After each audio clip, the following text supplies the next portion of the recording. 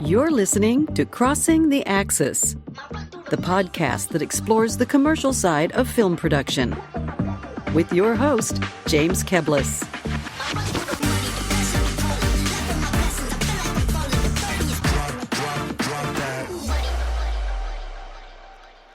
Welcome, listeners, and thank you for tuning in again to the show. This episode is supposed to be another in a series of client-side conversations where we hear directly from decision makers at brands and agencies about how production companies can bring the most value to their work. But the reality is, for this conversation, I anticipate we're really going to be talking much more than that and covering all sides of advertising, commercial work, and just so much more. That's because we're joined by Nate Barr, an executive producer and entrepreneur with over 20 years of experience in all aspects of brand storytelling and content. Nate has owned and operated his own production companies /studios/creative agencies. We'll unpack what that means here in a bit. He's been a business director at big player ad agencies. He's been on the client side of many marketing initiatives as a creative leader for major corporations. And on top of all that, he's even known for narrative film work as an executive producer with movies like Your Lucky Day and Just a Kid from Seattle and the wild alien love documentary, Love and Saucers. Highly recommend everyone go check that out. I think it's available everywhere. So this really will be an episode where we talk about the full spectrum of the film business. Without further ado, Nate Barr, welcome to the show. Thanks, James, and love the intro music. Really got the juices flowing there. So yeah, cleanses the palate, yeah, gets us in the state of mind, right? Exactly. Yeah, thanks for having me. Well, when I think about you and I do that intro, I think you have like the EGOT of advertising. I don't know if there's a name for that, but you seem like you've done so much in the advertising world, and I've been able to see you go through a lot of that journey and just have had so much respect for you and what you've done. And I want to unpack all the parts of it. But before I get into that, I have to ask, do people think that you look like, and tell everybody to go to LinkedIn and check you out, but the comedian Nick Bargatze. Has anybody ever said this to you? No one has said that to me. Do you know that comedian? No, I don't know Nick. I'll tell you who. I'll give you a second guess. Do you have a second guess of who people think I look like? Because there is someone people have stopped me on the street to say I look like this person. Oh goodness, you're putting me on the spot here. No, I'm not going to guess. Okay, Aaron Paul of Breaking Bad. Yeah. Oh, I do see that. Yes, there's a bit of that going on. So that's. I mean, I'll take it. I mean, he's more successful. Sadly, there's a more successful Nathan Barr, who's a composer in Hollywood, music composer for film and TV, and then already someone who looks like me who's also more successful. So that's okay though. I'm happy with where I'm at. Well, you're in good company with Nate Bargatze. He's a comedian. I saw his Netflix special probably only a few years ago. As soon as I saw him, I thought, that looks like Nate Barr. And he has got one of the funniest bits. You have to check it out. It's a bit where he has the name Nathan on his Delta flying record, Nathaniel on his driver's license, and he goes by Nate and he tries to book a flight, and senators get involved. It is highly recommend you check it out. It's the three Nates. You'll love it. Great. I've got homework for after this. Yeah. Okay. So we're talking about business, right? Here we go. Yeah. Well, I mean, thanks for the kind words. It's certainly. You're right. I've kind of touched all sides of this. Some intentionally and some unintentionally. So excited to dive in and hopefully shed some light on tell some interesting stories and shed some light and help people. With questions that they might have. Yeah. Well, the first story that I wanted to get into is how you and I first met. And my recollection is that it was around 2013 or so. And I was the director for the cities of Seattle's Office of Film and Music, and we were film commissioner essentially. And we decided that we were going to make a strong move toward commercial production. That was really my intro. We were doing all kinds of commercials and stuff like that before, but never really, you run one of these offices and it's about, bring movies and bring a episodic series Yeah. to your town and get all Yeah. made. And we were struggling and it was really difficult and losing a lot of projects, but everybody loved commercial work. And all of a sudden I realized that how many jobs and how much money was in commercial and how well we were Hmm. doing in Seattle in commercial. And so I just gathered a bunch of people, including yourself, I believe, and said, hey, what if we actually were intentional about growing the business from a commercial point of view rather than a narrative point of view? And you and many others said, yeah, that's the ticket. That's what playing to your strengths.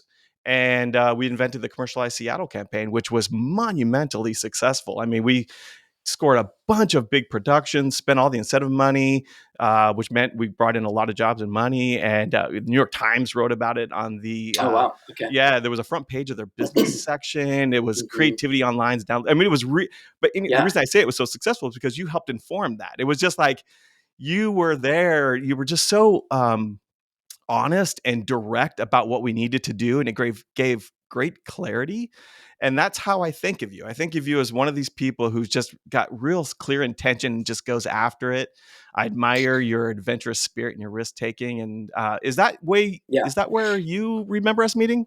Yeah, that sounds right. I mean, I know that we've both been around the industry here in town for a long time, and I remember that. I remember that round table, Yeah. and I remember, yeah, the tough kind of the city's been has been trying to get the film incentive raised with with the legislature here, and yeah, it was a really interesting conversation. And at the time, I think I was running Oh Hello and doing a Right. lot of lottery work, and just How getting would you into, describe Oh yeah, Hello? Because at the time yeah. it was, when you did Oh Hello and Superfad, it was, I Hmm. almost didn't know what it was. Was it a production company? Yeah, Was it a studio? Was it a creative agency? Was it an ad agency? How do yeah, you describe it? yeah. So Oh Hello was I would describe it as a small uh, creative studio. To we Oh Hello was born of myself, Dan Brown, who's another Yeah. director here from kind of, they grew up in the Seattle film space, and Ty Tran, and the three of us all worked at Digital Kitchen together, That's and kind right. of, You're a and digital kitchen we person. were, yeah. I mean, the DK is where it all started That's so many. in Yeah. so many ways. Yeah, I mean, DK was really transformational in my life and in my career. Being there at a time when um, literally After Effects was in beta. Desktop animation was only barely a thing. People were still doing animation in like Henry's, which most people will not remember. But it was essentially like flames and smokes and huge server based real time graphics platforms. And there just wasn't that creativity in motion graphics. And I mean, obviously, in the last 20 years, it's evolved multiple times over. But being there at DK at the infancy of desktop animation, I mean, it was incredible. Just the people who were there.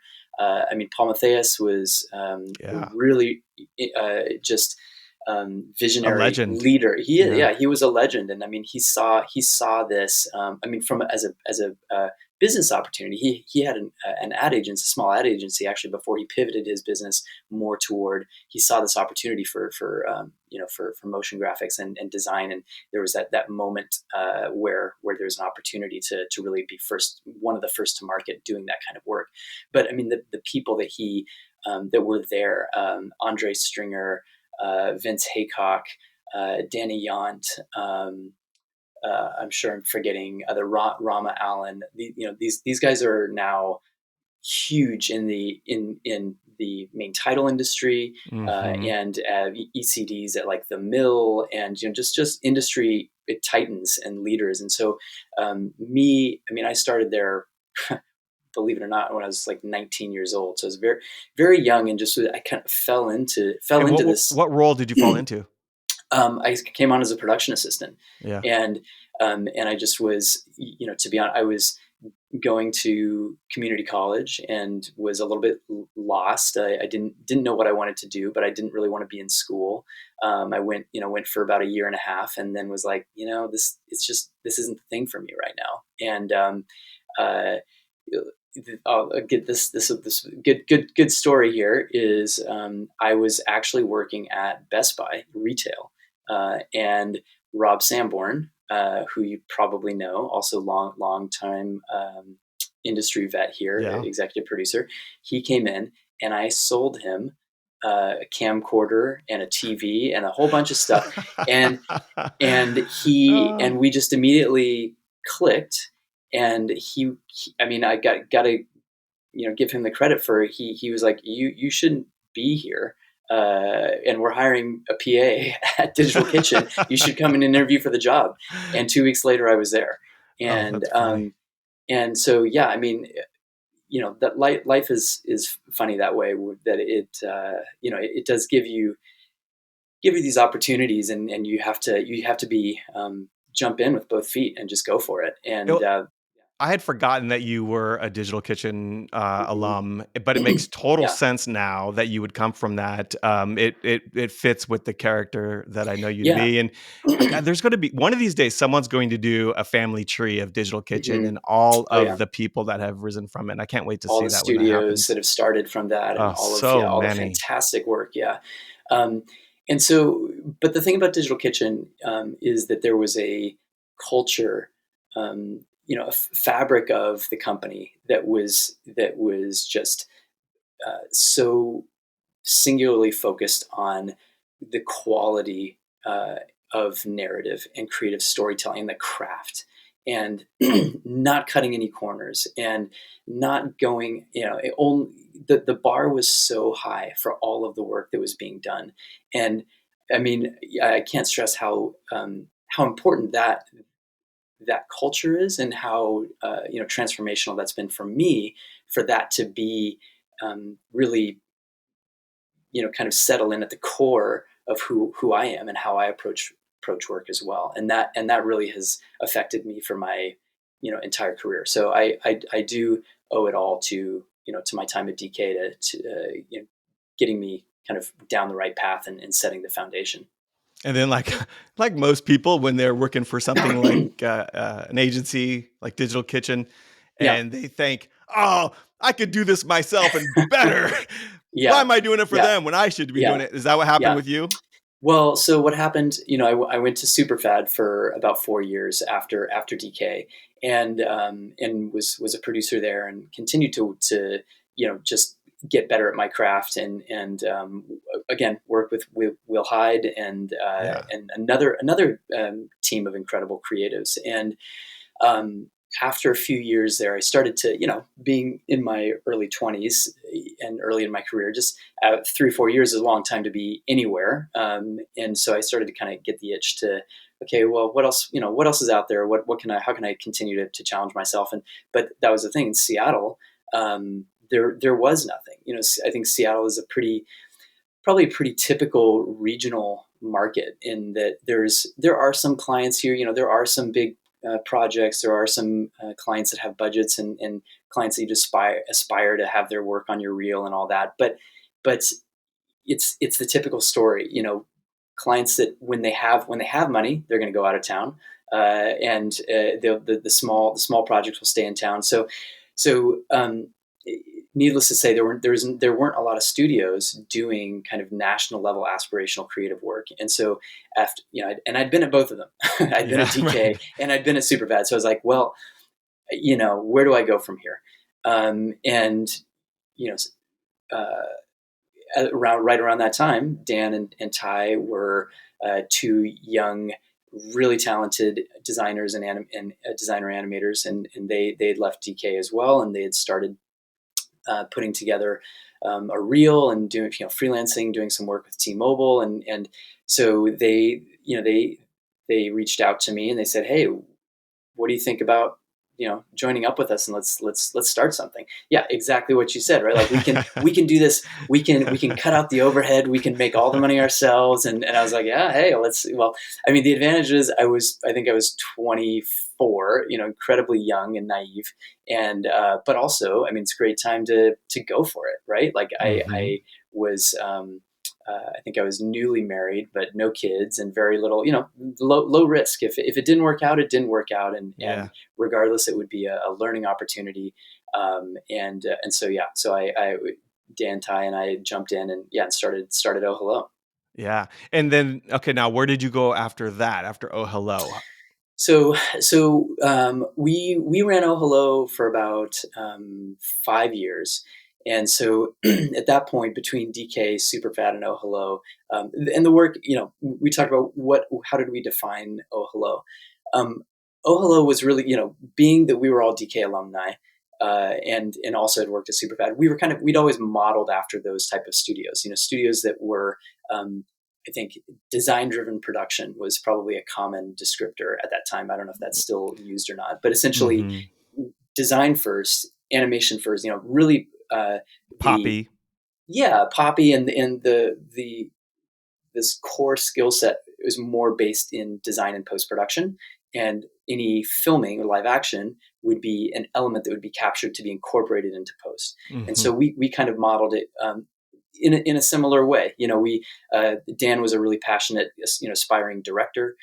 So we definitely, top of our list was shooting things, and Ty was an incredible, and Dan as well. Both were incredible After Effects animators and cell animators, and so we had a lot of really great animation work on our reel as well. So we had a really eclectic style that was, I think, pretty unique. I mean, very I re- unique I to, remembered. to I to thought it Seattle. Yeah, it really turned heads. I mean, yeah, it really did. It was kind of like wow. And I loved that you said national level work. When you saw it, it felt like national level work. It didn't feel regional. It felt like it was from any other big market. yeah, yeah. And I think that's. I mean, that's why it worked really well for the time that it did. Is that we, all three of us were very ambitious. All three of us had a very high bar for anything that we wanted to. Any projects that we took on, we definitely had a very high bar for that. So, um, uh, yeah, it was a lot of post production, but toward the, 5 years is not a long time, but unfortunately, a lot of creative businesses and partnerships in particular, people have different ambitions and split up. So while 5 years felt like a long time when we were in it, I know it's not Right. not long in the grand scheme of things. We definitely had an evolution of starting more in cell animation and more on the animation side, and then I think probably around the time when we met, we were deep into shooting a lot more live action work and incorporating that into our creative process. Yeah, right. And then that's when you started going to the bigger houses, right? After that? Yeah, well, after that, so that was about 10 years between Oh Hello, DK, and Superfad. That was about 10 years Mhm. that I'd spent in post production, and after being more involved with live action work, I'd done a lot in post, and so I was really itching for, okay, well, how am I, what does my evolution look like, and if I'm going to get into a new studio or if I'm going to do something else, uh, what does that look like? And so I jumped over and was a partner at what at the time was called Academy, and then they transitioned in under the name Society, and Mhm. they were also a small, just a couple, David Holm and Harry Kalbum, two guys, very high creative bar and very aspired to great things and had that same goal of doing national level work here in town, and they were when I came in, they were wanting to build a more traditional production company model. Rep a roster of directors, Mhm. but be the young, hungry, scrappy, go out and shoot on 5Ds. Doc style work, like that was kind of at that time when there was doc style work was exploding, and you could shoot for next to nothing, and be able to make, again, this is everybody, these are businesses, right? So it's like everybody wants to find, okay, how do we maximize our Right. revenue and our profit margins on these projects and still do work that we're really creatively proud of. Were you doing, were you doing creative development during that time too? Were you, like, writing story scripts and pitching that part of it? A little bit, but not so much. There was actually an incredibly talented illustrator and animator named Colin Hesterly, who was there at Academy with us at the time, and we pitched a children's show, animated children's show to Nickelodeon.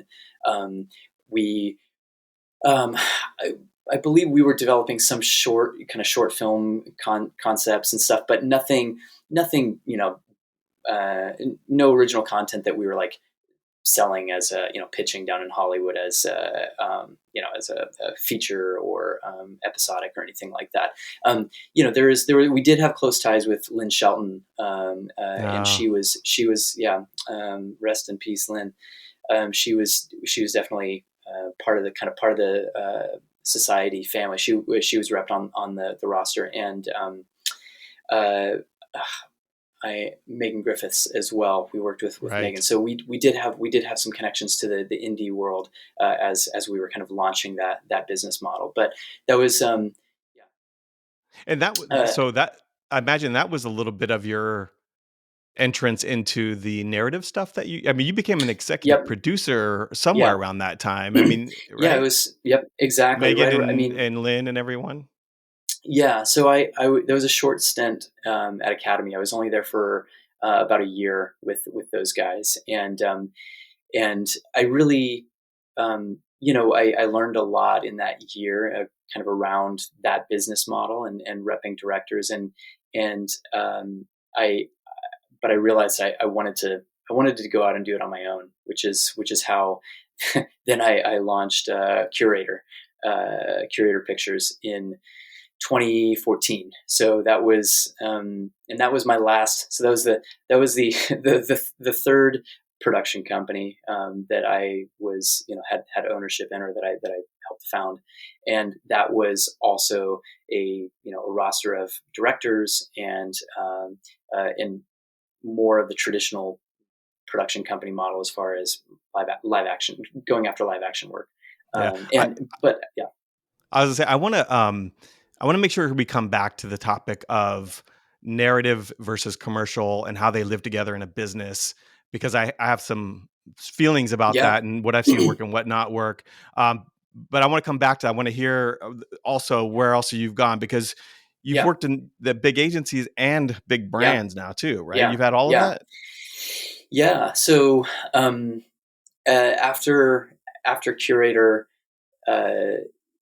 there's being a small business owner in a creative industry is tough, and I'd lived through quite a bit of change, from the advent of red cameras. I mean, that Hmm. was obviously in the early 2000s, but I mean, that spurred a huge change, right? That technology continued to lower the barrier to entry for new, everyone is a director, everybody's got stuff up on their Vimeo page, and a lot of it looks incredible. And what that did was, in from the positive aspect was that it really democratized creativity and brought a lot of voices to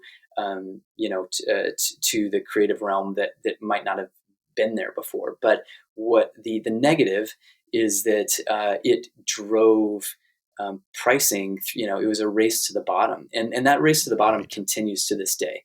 I mean, there's so much competition out there, and it's so hard to differentiate yourself. Um, and it just unless you prove, unless you can establish strategic value to your clients, you become a commodity, and that's not and that's just that's a tough. That's where I started to find myself, and I didn't have the finances or the energy to kind of or the vision, to be honest, to kind of navigate my way out of that and see a future where there would be where the business would really be profitable. So yeah, your question was around big. That's when I started to transition into the big agency world. I did that for a couple years before then jumping over to Amazon for the last few years.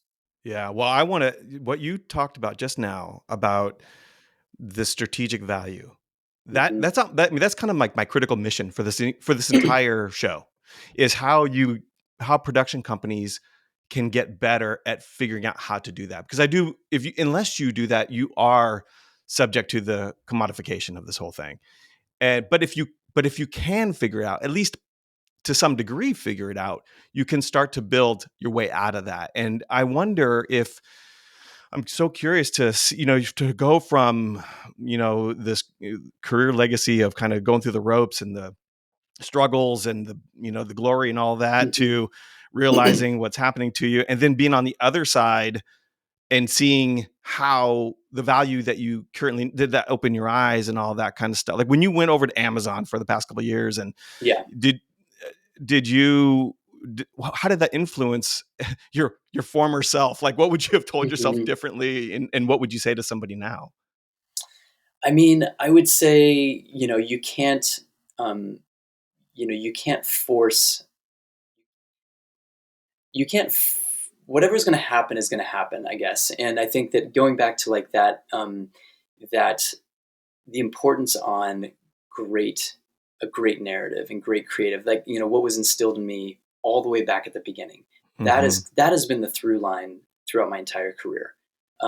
Is always going after, always doing the best work possible, never settling for me, that's always been really important, is to never settle for, uh, the easy corporate work, and that's, and I know that might sound callous or insensitive, because there are a lot of shops that just do Microsoft work, that just do, Mm-hmm. like 75%, maybe or more of their book of business is I have just paid doing. many of my bills doing Yeah, Amazon no, work. there's nothing wrong with that. I mean, it's definitely, and I have as well. I have as well. I mean, that's there's work that you do that you don't put on your reel, that pays the bills, and then there's work that hopefully that you are lucky enough to get, that you can really flex your creative muscle, Right.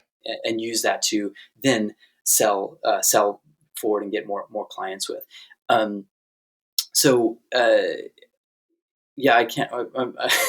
Remind. I, I don't know. I got lost there. well, I Yeah. guess I was asking about the idea of strategic value, right? Like the Yeah. idea that how it's in some ways it's about honesty and Hmm. asking questions that get to the heart of the business case, and feeling comfortable enough to talk to clients about that, and Hmm. knowing how to do it, and getting clients to I'm projecting now on Yeah. how I approach it, but tell me if I'm right or wrong, or if you see it differently. That you got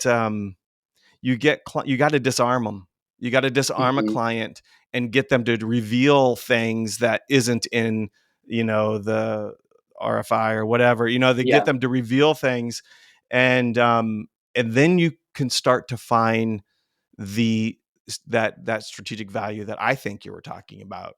Yeah. And did you see Yeah. that when you were on the other side? Did anyone do that well, or did no one do it? And you're like, wow, they really are missing the boat here. Because Yeah. you're now hiring all these people, right? You were in, tell me more in Amazon Yeah. specifically. That's what you were.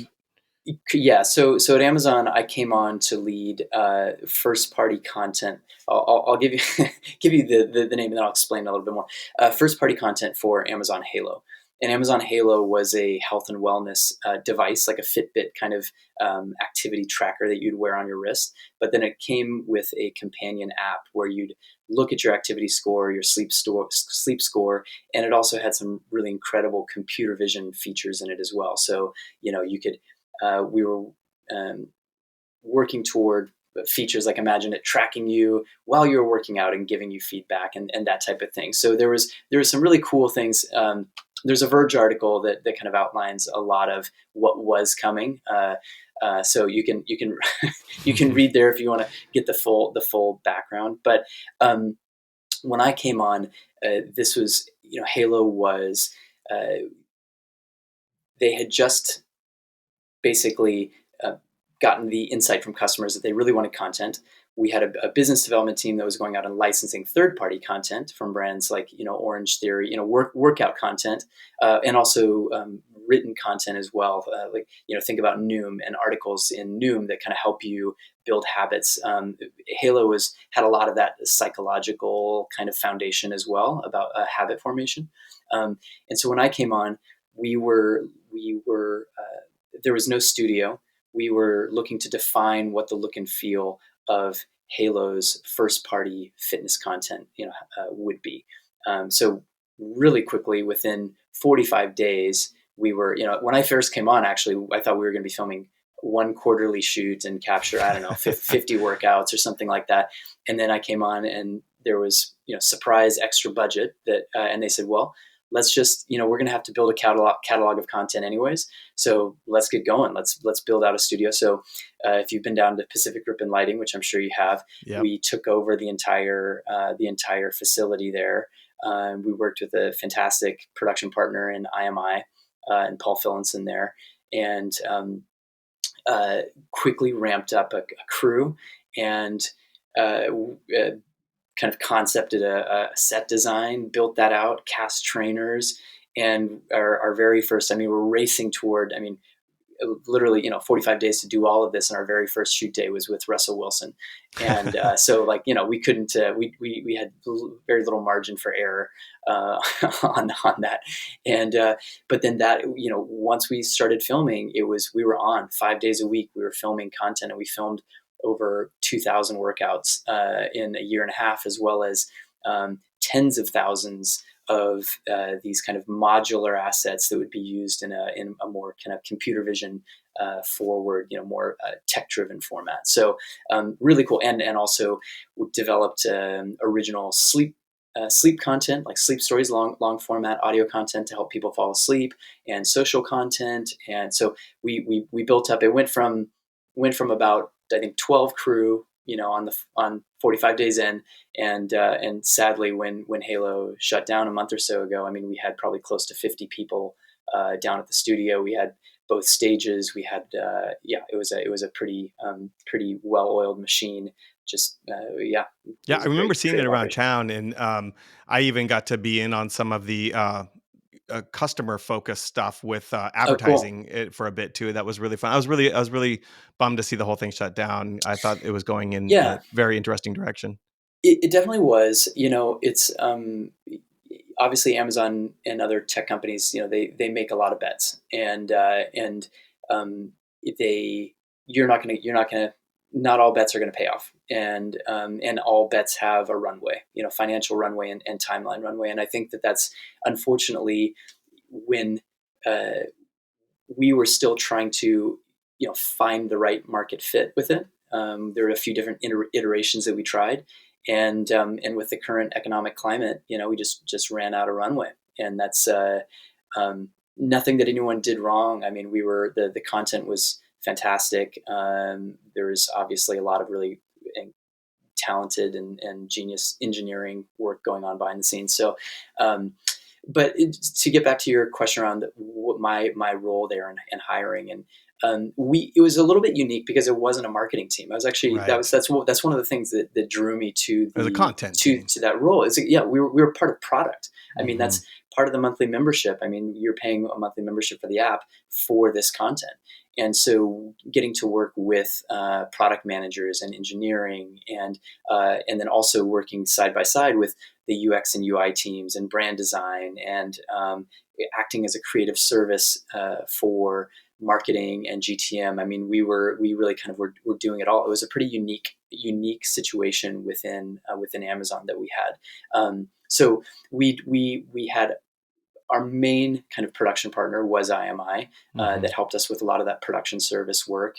How did you end up with them, by the way? Just curious. Yeah, they they were there there was a test that was filmed before I came on when they did like I mentioned, the business development team was out licensing things, and our ECD, Sean Olenkamp at Halo, he shot a small test, I think maybe a week-long test, just to kind of throw some money at it and say, okay, well, what is this? What would our content look like, and how low can we get the cost per asset, and is this really feasible for us to be doing this on our own? And IMI was involved in producing that test. And it's, how they got in on that was, relationship, I think, with Molly Woodruff, who is the marketing producer on the marketing side at Halo at that time. But then because of that relationship and it going well on the test, we continued forward with them to build, to to continue building the production operation. So, and they were, you know, a fantastic partner the entire time. So. Yeah. So you don't have to answer this question, but as you're thinking about what's next for you, are you going to go, Yeah. what are you really into the content piece, product kind of thing, or you want to stay with Yeah. big companies? Do you want to, you're going to make movies and You what are you know, going to do? well, Do you know? yeah. You know what's funny is that I actually have never aspired to make movies or feature length. That was never actually what got me into this. I loved, you know, I've always been, I love building teams. I am, you know, someone who is very curious, and I love learning, and I love kind of building things. So I love the build. Like that's my favorite part of all of these businesses and companies where I've worked is the build. I actually get kind of bored after the build, to be honest, because the build is where, you know, all the hard work and you know, you're just going full speed ahead, and you're, you know, it's like late nights, and you're just like, okay, and then that's where the magic happens, and then it kind of comes to fruition, and you see it start paying off, and then it starts going, and you're like, okay, well, now I'm bored, I need to do something else. Yeah. Right. Um, Yeah. We're both goal oriented people in that way, I suppose. yeah, Yeah. yeah. So, but so what I've always, um, you know, whether it's been design and animation, or repping, you know, live action directors and commercial work, or being on the agency side at Sid Lee, or, you know, Hornell Anderson, which became Sid Lee, and doing built environment work, with, you know, like branded spaces for clients, or at Halo on the product side. Um, I mean, I'm fortunate to have a really big breadth of experience. Um, but it's also a challenge because, yeah, what do I do? Where do I go from here? What do I do? Yeah. And I think that in an ideal world, you know, this wasn't the time, you know, this wasn't my choice for timing to be kind of in limbo at the moment. But I really enjoy leading creative teams, whether, and so I'm looking, you know, kind of looking in both at big brands, or, you know, so much of my career, my success and fulfillment has come from doing small things on my own in partnership. So I'm kind of keeping, you know, I've got a little bit of a runway, financially on my side, so I would love to extend that as long as possible, and wait Yeah. for. I'm And you have a hoping couple that kids and a yeah, family, and that's and always a an house and a incentive right mortgage. there. Yeah, yeah. So I'm biding my time as much as I can afford to, and hoping that the universe drops a few options for me to select from, and trying to manifest some of those as well through, just, yeah, I mean, a lot of conversations with people, and reconnecting with folks that I haven't had time to talk to in the past. So.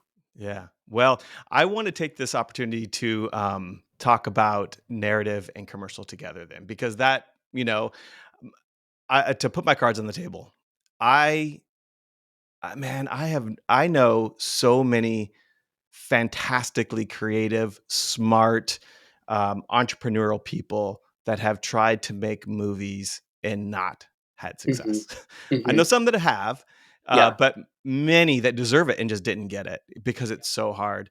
And then there's always the dream. I mean, I've been on so many of these, you know, in these companies where, you know, there's just there's this romance around. If you're an you're a production company, you make commercials, you do industrials, whatever, you're an advertising agency, but there's always this thing lingering that they want to make movies and they want to be part of a real art or something like that.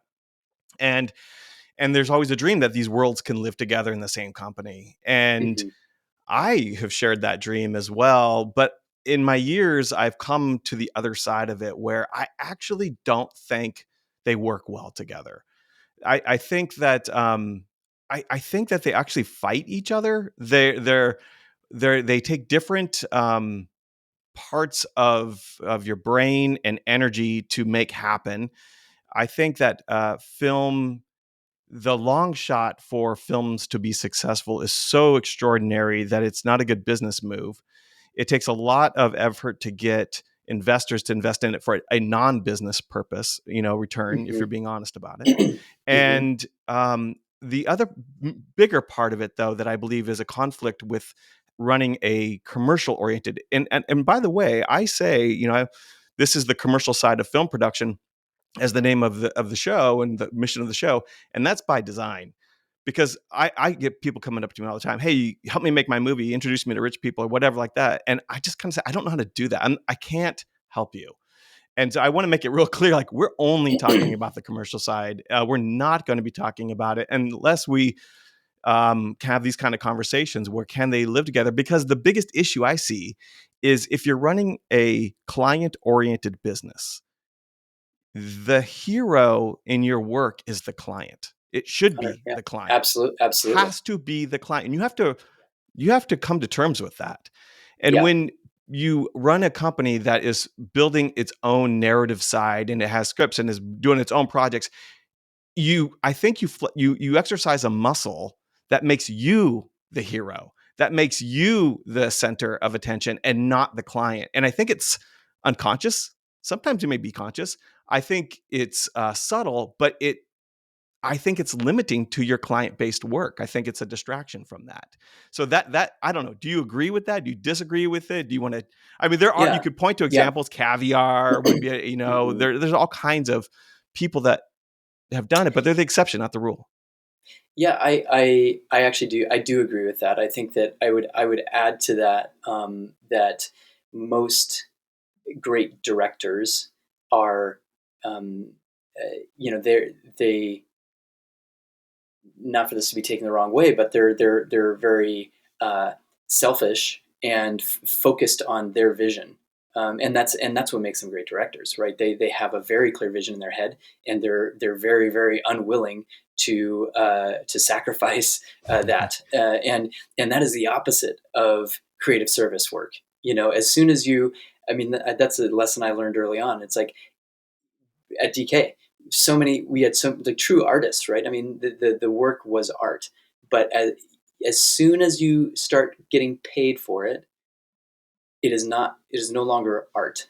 It is, it's just work, and you have to be okay with that. So I think that yeah, I think it is a distraction. I don't think that you can really do both well, because you have to be customer obsessed. If that's Right. my Amazonian term that I'll throw in there. Customer obsession is big at Amazon, and yeah, and I think to build a creative service company or design studio or a production company, you have to be obsessed about the customers, and that comes through in your relationship with them and how you provide service to them. That comes through in the work and really listening intently to the brief and understanding what they're looking to achieve and bringing the best work to the table. So you have to be obsessed with the client, and it's not about you. And so yeah, I do wholeheartedly agree with that. And yeah, you bring up Caviar and I know Pulse Films. There are some companies that have flown in the face of that, and I think that I think that it is rare. I think that it comes probably with deep pockets, that Right. where the business side is secondary. To be honest, it's Right. the music videos and the films. That's really what they're going after, and the money is not even a thing. Yeah. And they build an incredible reel based off these like visionary directors, and then at some point years later, the money starts to come, and they say, okay, sure, yeah, I'll do a TV commercial. But it's not the money is not a thing. So I think Yeah. that that's probably how those companies can do it.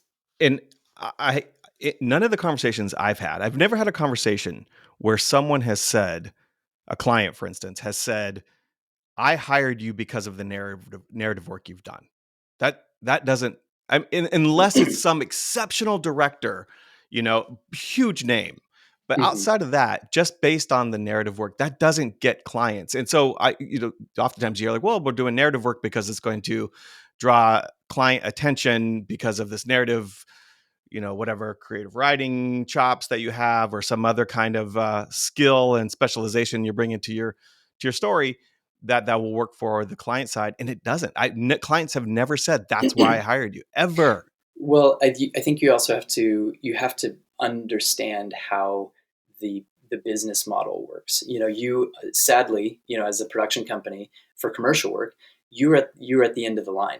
The it starts with a strategy. It starts with a campaign strategy, and then from that strategy, it generates creative concepts and commercials or whatever those elements that need to be created, and then writers and art directors and creative directors, creative teams build those out, whether that's on the client side or whether that's at the agency side.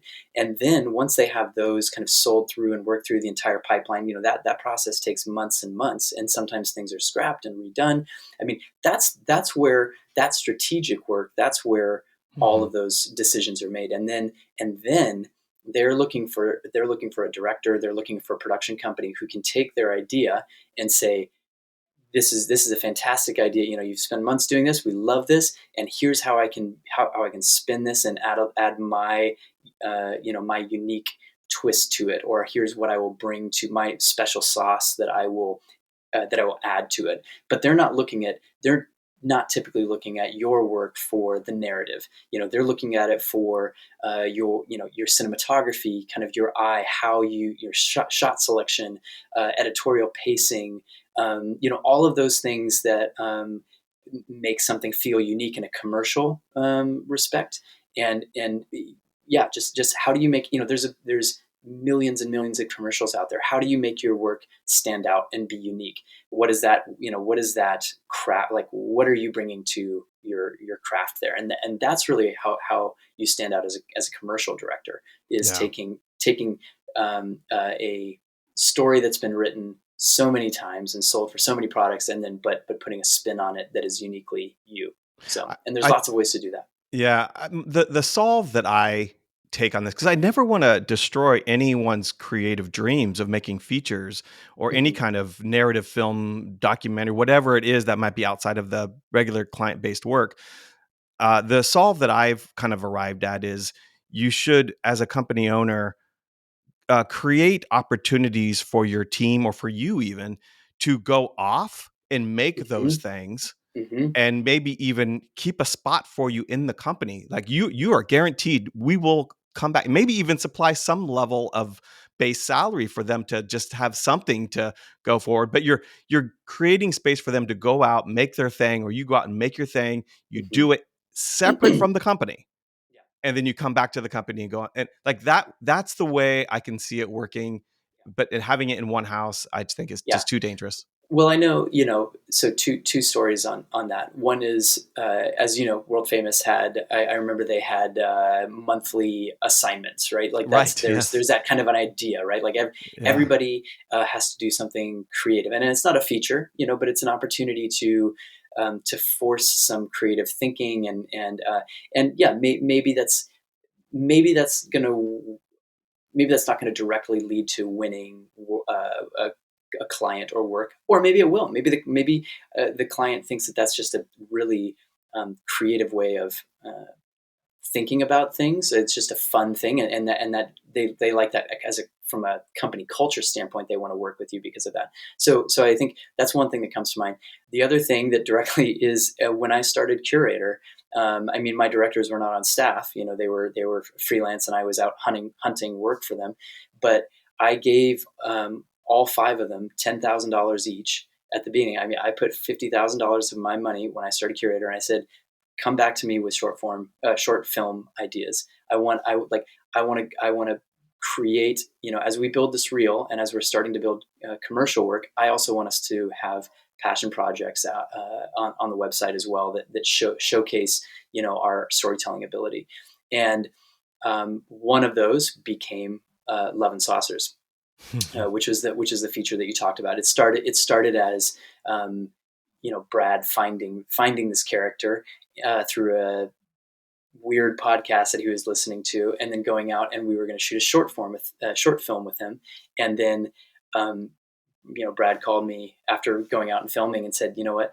Honestly, I feel like we've got enough. We could probably shoot a feature." And I said, "Great! Like we own a C300. It's really just like kind of travel time." Brad was invested in doing it, and so we shot it on like basically no money at all, but managed to then get it sold through or pushed through for distribution. And yes, we did not make very much money on it at all, as you might expect, but it was still an achievement, and something really really cool to work on.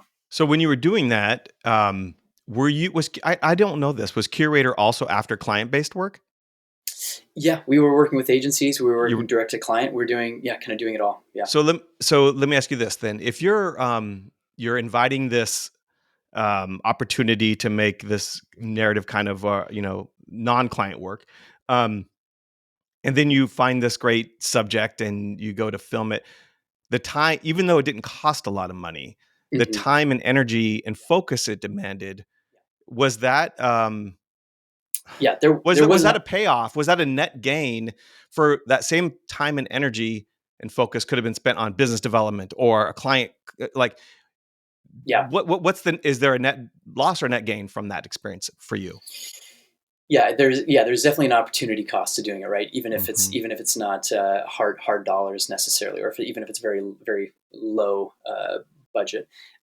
We did our best to work it in around when we had downtime, and so my role, as executive producer, I was doing all of our business development and going out and hunting work. So I didn't actually go on the shoots. The director and the staff producer, a curator, they went and captured the content. So it wasn't taking away. It was Okay. basically when there was downtime, they would go do it, kind of in transition while I was hunting the next thing. So we managed to kind of work it into the rhythm of the business, and in a way that didn't detract from regular operations. Well, that's great that you did that. Yeah, yeah. So I mean, but we also, I think it's, if you want to do that, you also have to. It's so easy to let those types of personal projects or passion projects kind of fall by the wayside. It's the same thing like updating your website or cutting a new reel, or like you have to treat those like regular projects, or else they will never get done. And Right. so I think that it's really important. It's really important for us to work on those independent films, and dedicate, make them real projects, and dedicate time to producing them. So So you're saying net gain. I would say financially, very small net gain. Experience and company culture, and um, and honestly, yeah, clients loved the idea too. The clients loved that we were investing in creative, even if it didn't directly speak to the projects that we were pitching on with them. The fact that we said, hey, we're out shooting these films, or we're funding passion projects about some crazy guy who gets visited by aliens, like that's an interesting thing to talk about, right? And so there, yeah, I would say net gain. Yeah. And you're saying it was a sales benefit, that there was. Yeah, there was some sales benefit. I mean, I think that anytime you can uh, you can promote you know what inspires you and what kind of pushes you creatively, and expose and be um, uh, you can be what's the word? A bit, you can just be authentic, I Yeah. guess, would maybe be a good way to put it. Show kind of reveal your authentic self to your clients. I think that it's a relationship business when it comes down to it, right? And Yeah. so that I think that authenticity, and your clients seeing that, and saying like, hey, wow, like Curator and Nate, like they really, they're not just out here trying to make $5 off of us, right? Like they're actually in this. They're honing their craft. They're doing some really cool, interesting work on their own, and we like that. And I think that's the same reason. I think that, like I said, with the world famous The Assignments, right? It's like it gives you a little bit of a window into the culture of the company, and yeah, there's a sales benefit to that. It's so fun that you brought up the assignments at World Famous. For the listeners, the World Famous was a production company in Seattle. They're now an ad agency, and so they made that switch. In fact, that story is told in this podcast. I think it's episode 20 or 19 with Alan Ney. But they did this really cool thing where they just had a creative idea, and then they would pull it out of a hat or something, and then everybody would be in charge of making something with it, and they just put it up on the website, kind of warts and all. And I actually did I used to host these monthly gatherings. Do you remember the happy hours I used to host? And one of the very Yeah. first ones I did was with Tony Fulcham, who was at World Famous at the time, one of the co-founders of it. And he did the business of the assignments. and talked about the financial benefit of doing the assignments. And I think that's actually still Oh, online. You interesting. can still Okay. find it. Yeah. We Yeah, I'll have recorded to on take a YouTube. listen and see if it aligns with what I just said. Yeah. Um, yeah, no, and what I loved about that too is that they everyone had to do it, right? Even not Yeah. people in non creative, even in people in non creative roles. So I think that's a pretty again that's just a great window into the culture of the kind of the founders there. So The only challenge that I would add to that is I do think that there is, I just kind of, stomped on the idea a little bit, but if you decide that this is a part of your company and your business and you are doing it and you do use it as a conversation piece with potential clients that you'd like to have, I think it's critical, and I've heard this from clients even, that when you show that off, that you talk about how it can affect them. Like you have to take that next, not like, hey, look what we did, and then have a conversation. I think if you're looking at a sales approach a little bit more direct and honest, is the, hey, look what we did. And I think this would be an interesting thing to do with you. I have some ideas I'd like to share it with. And, like I think that in terms of business development, that there is one more step that needs to be made. I don't, yeah, you've been business development in many of your efforts. yeah. Would you agree? I think that the only thing to be careful of is that I'm sure this is a hotly debated topic, and I don't know where you sit on this side of the fence, but I am not a person who advocates for spec work, and so Oh, right. I think that I would just be careful to not say, hey, we shot this short film, and look, we could even like look, your spot could look just like this, right? That starts to get in that kind of spec territory, and it's like Yes. just if you're gonna put the effort and time and money into making something, it should reflect the most important thing is it should reflect your true kind of creative flavor and sensibility and what you can and what you can bring to the table.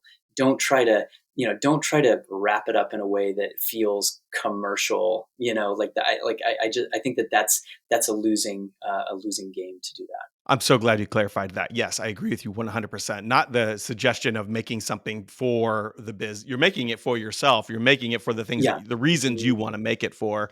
I just think that if you're sharing it, there's a there's a there should be more than, once again, more than making it about you. Hey, look, Mhm. we made this thing. Look at us. I think Yep. there's, Yep. even if it's a For a sure. drama, you're like, hey, th- our writing chops are really expressed in this in ways I'm super Mhm. excited about. And if you're ever looking for something with this kind of tone, oh man, it would be Yeah. so much fun. Or That kind of idea. or look at like say you had just a really interesting cast. Right. And so they're like, wow, you're really good at casting really interesting characters in your piece. Or say it's some really unique filming technique. I mean, drones are not unique anymore, but I mean like first person FPV drone footage, when they're flying through the bowling alley and stuff like that, right?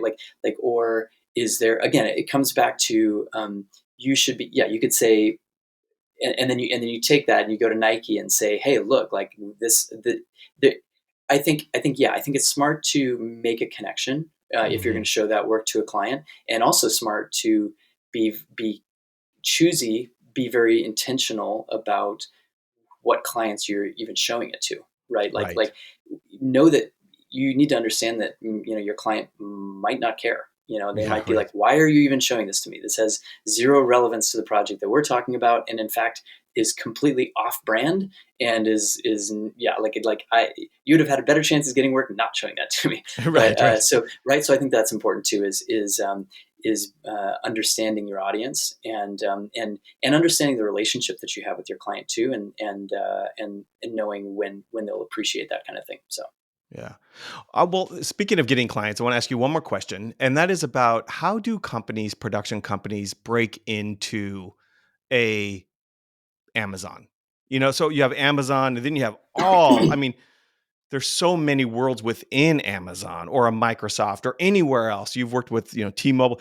What advice do you give, or could you give to uh, you know, production companies that are trying to get into these things? How do they do it? They don't have they have good work. They've done some stuff. They think they have a specialization. They think they have an expertise. They Yeah. want to talk about it, but LinkedIn doesn't seem like it's going to work. Like, what do Yeah. they do? Yep. Yeah.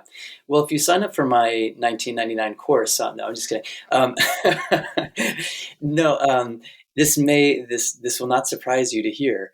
There is no magic bullet.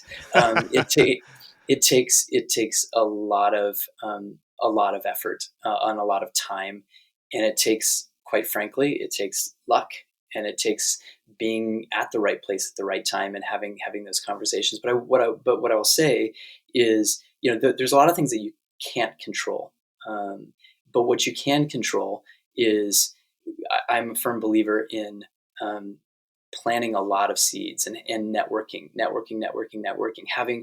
having real conversations with people. And like I said just a minute ago, it's like, this is a relationship business.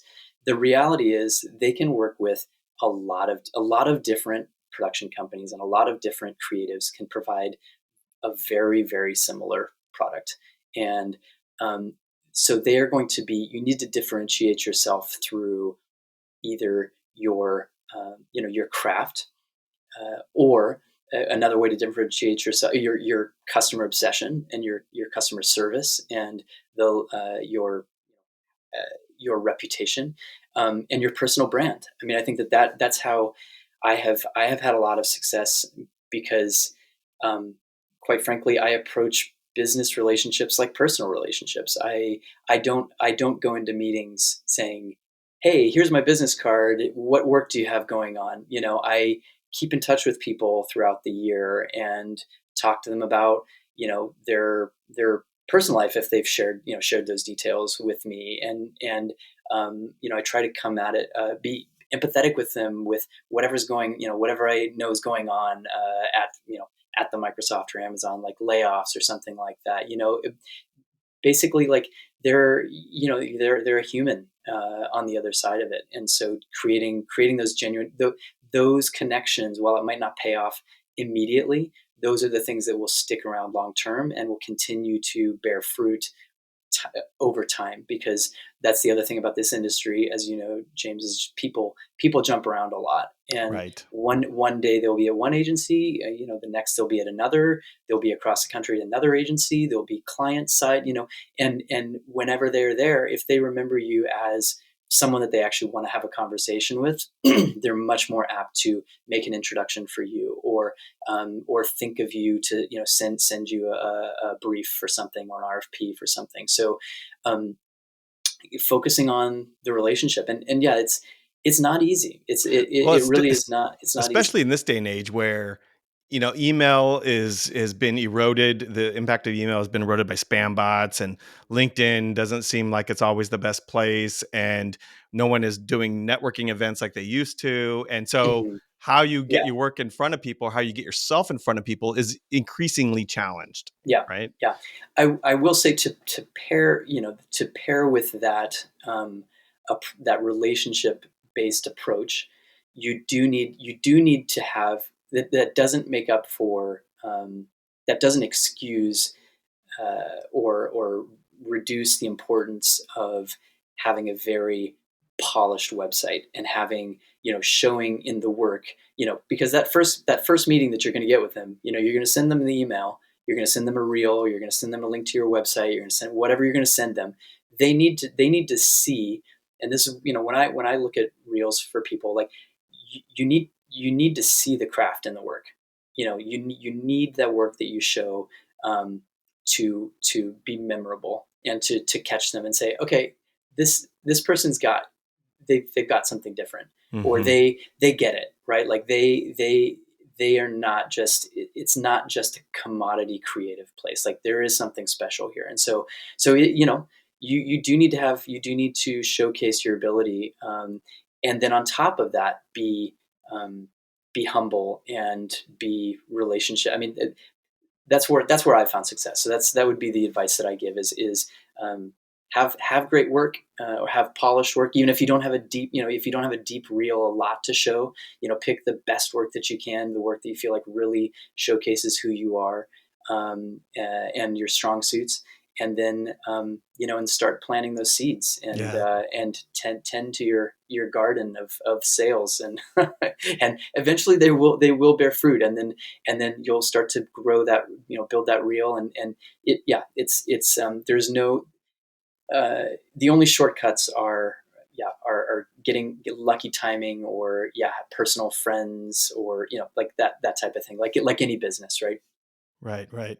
Well, we have a bunch of people that have gone to your LinkedIn to see if you look like Jesse from Breaking Bad, and and they're going to be hitting you up. What do they say to you if they're like, "Oh, this Nate's going to be doing some great stuff here soon," and we want to be in his radar? Do they Yeah, email you? Do they LinkedIn yeah, you? What do they say? yeah. I Hi, I mean, heard you. yes, all the above is good. Yeah, I mean, I do check LinkedIn fairly frequently, so you can send me a message on there. My email's listed on there as well, I believe. And definitely don't be shy. Feel free to reach out, and if love to look at people's work, and would be happy to give some feedback, and give back to the community, and hopefully help someone achieve their dreams and goals as well. That's exactly how I know you, Nate. You've always been that way, and I really appreciate you saying that and offering that out there. It's not often we go over an hour on a conversation, but I said it from the beginning. I mean, this you're like an EGOT of advertising. You've done so much, so there's no way I was going to let any of it go. And the conversation around narrative and commercial, I think, is very interesting. So I'm glad we spent a little time on that. Listeners, I hope you've enjoyed the conversation and have pulled away some insights about how to run your company, how to grow business, how to talk to people, dispelling things that you thought or reinforcing things that you felt. This has been a fantastic conversation, Nate. Any last words you want to say for the listeners? Anything that we didn't touch on? Um, no, I would just say, thanks for having me. It's been great to chat, and excited to see new generations of fantastic creatives come out of the Northwest and Seattle, and around the country. Yeah, well, this has been a fantastic conversation. I'll circle back with you when we see what you do next, and maybe we'll have a That follow-up sounds podcast great. episode or something like that. That sounds Nate great. Barr, thank you very much for being on the show. Thanks, James.